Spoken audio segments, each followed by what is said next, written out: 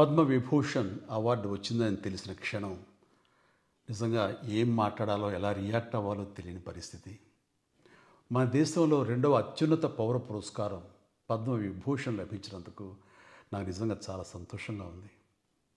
ఒక తల్లి కడుపున పుట్టకపోయినా నన్ను తమ సొంత మనిషిగా, మీ అన్నయ్యగా, మీ బిడ్డగా భావించే కోట్లాది మంది ప్రజల ఆశీస్సులు, నా సినీ కుటుంబం యొక్క అండదండలు, అలాగే నీడల నాతో ప్రతి నిమిషం నడిచే లక్షలాది మంది అభిమానుల ప్రేమ, ఆదరణ కారణంగానే నేను ఈ రోజున ఈ స్థితిలో ఉన్నా. అందుకే నాకు దక్కినటువంటి గౌరవం ఇది మీది.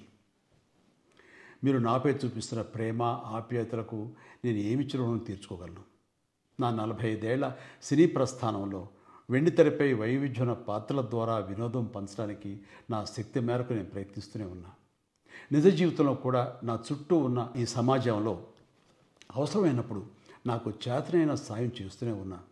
కానీ మీరు నాపై చూపిస్తున్న కొండంత అభిమానానికి నేను ప్రతిగా ఇస్తున్నది గోరంతే.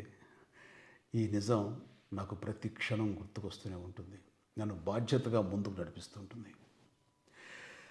నన్ను ఈ ప్రతిష్టాత్మకమైనటువంటి పద్మవిభూషణ్ అవార్డుకి ఎంపిక చేసిన భారత ప్రభుత్వానికి, గౌరవ ప్రధాని శ్రీ నరేంద్ర మోడీ గారికి నా హృదయపూర్వక కృతజ్ఞతలు. జై హింద్.